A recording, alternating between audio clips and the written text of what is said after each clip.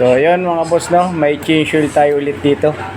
Isuzu Sportivo, fully sintetiko ilang ginamit. Kaya sinasali na. So ang capacity ng engine niya ay 5 liters. Ayos. Talagang fully synthetic oil. Alagang alaga pa sa misis. Ano? Kamusta yung vlog mo? Ano lang ito sir, libangan lang eh. Sumasahod dyan na.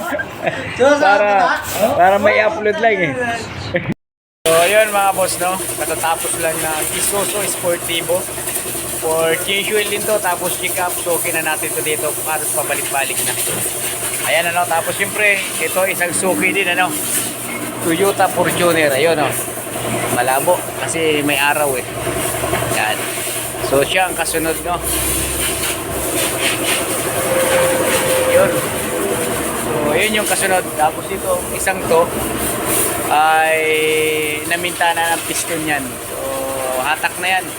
Yata lang po sa junk shop or ipapagawa pa. Kaya lang mga idol, bisitahin nyo naman kami dito mga boss sa Shell Centennial Road, Batong Dalig, Kawit, Cavite.